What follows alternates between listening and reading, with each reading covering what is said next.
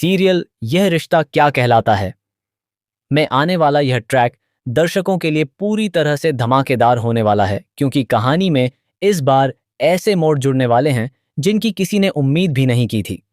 हर किरदार की जिंदगी में नए रिश्ते, नई गलतफहमियां और पुराने राज खुलते हुए नजर आएंगे, जो पूरे माहौल को पूरी तरह बदल देंगे।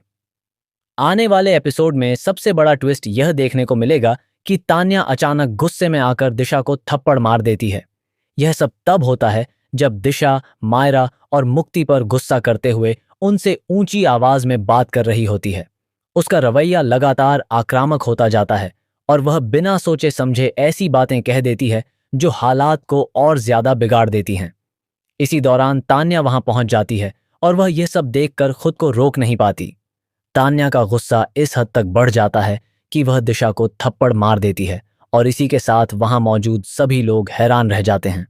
दरअसल कहानी की असली शुरुआत तब होती है जब मायरा और मुक्ति पोदार हाउस पहुंचती हैं। मायरा को अपनी पढ़ाई से जुड़ी कुछ जरूरी चीजों की जरूरत होती है और उसे ऐसी वातावरण में पढ़ाई करनी होती है क्योंकि उसे इस तरह के माहौल की आदत बचपन से रही है। इसी वजह से वह थोड़ी असहज महसूस कर रही होती है। मुक्ति उसे समझाने की कोशिश करती है और उसे वापस ले जाने का सोचती है, लेकिन मायरा अपनी जरूरतों की वजह से वहीं रुक जाती है। इसी बीच मुक्ति पहले ही पोदार हाउस पहुंच जाती है ताकि वह किसी भी तरह मायरा को वापस ले जा सके और स्थिति को संभाल सके।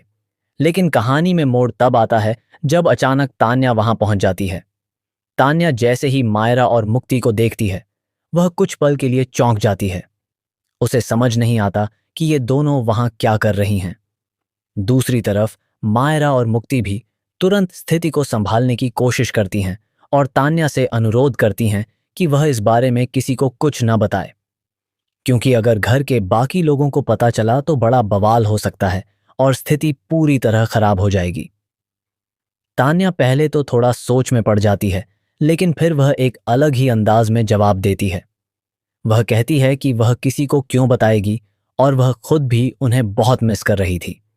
उसके इस जवाब से माहौल थोड़ा हल्का हो जाता है, लेकिन तनाव पूरी तरह खत्म नहीं होता। इसके बाद मायरा और मुक्ति दोनों मिलकर तान्या की मदद करने लगते हैं, क्योंकि तान्या प्रेग्नेंट होती है और वह अपने पति क्रिस को एक खास सरप्राइज देना चाहती है। वह अपने कमरे को बेहद खूबसूरत तरीके से सजाना चाहती है ताकि क्रिस को एक यादगार सरप्राइज मिल सके। इसी वजह से वह काफी उत्साहित रहती है और घर में कुछ जरूरी सामान लेने के लिए निकलती है। लेकिन जैसे जैसे कहानी आगे बढ़ती है, एक और बड़ा मोड़ सामने आता है। अचानक दिशा वहां पहुंच जाती है।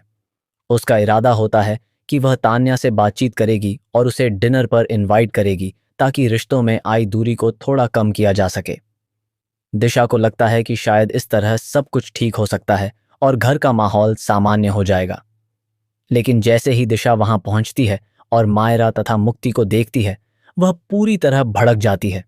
वहीं तान्या भी यह सब देखकर बहुत गुस्से में आ जाती है। वह तुरंत दिशा से सवाल करती है कि उसकी हिम्मत कैसे हुई वहां आने की। वह साफ शब्दों में कह देती है कि उसे और उसके परिवार को पहले ही इस घर से बाहर निकाल दिया गया है। अब उनका इस घर से कोई रिश्ता नहीं बचा है, फिर भी वह बार बार यहां क्यों आ रही है। इस पर दिशा भी पीछे नहीं हटती और जवाब देने लगती है। वह कहती है कि वह तान्या से डिनर पर बात करने आई थी और रिश्तों को सुधारने की कोशिश कर रही थी। लेकिन तान्या उसे बीच में ही रोक देती है और साफ इनकार कर देती है। तान्या कहती है कि वह उसके घर कभी नहीं आएगी क्योंकि उसकी झूठी बातें और ड्रामों की वजह से पहले ही घर के कई रिश्ते टूट चुके हैं। वह यह भी कहती है कि वह अब और किसी तरह का ड्रामा बर्दाश्त नहीं कर सकती। इस पूरे घटनाक्रम के बाद माहौल और भी ज्यादा तनावपूर्ण हो जाता है। दिशा धीरे धीरे यह समझने लगती है कि आखिर उसके खिलाफ कौन खड़ा है और कौन उसके साथ है। उसे अपनी बुआ की कही हुई बातें याद आने लगती हैं, जिसमें उसे समझाया गया था कि जो भी उसके साथ आने को तैयार होगा वही उसका सच्चा साथी होगा, और जो उसके साथ नहीं आएगा वह सीधे तौर पर अभीरा और अरमान के साथ खड़ा माना जाएगा। यह बात दिशा के दिमाग में लगातार घूमती रहती है और वह अब हर किसी के इरादों को परखने लगती है। अब स्थिति यह हो चुकी है कि हर किरदार एक दूसरे पर शक करने लगा है और रिश्तों में दरार और भी गहरी होती जा रही है। आने वाले समय में यह देखना बेहद दिलचस्प होगा कि कौन किसके साथ खड़ा होता है और कौन किसके खिलाफ जाता है। कहानी अब एक ऐसे मोड़ पर पहुंच चुकी है जहां हर कदम नया सच सामने ला सकता है और हर फैसला किसी न किसी रिश्ते को तोड़ भी सकता है या जोड़ भी सकता है।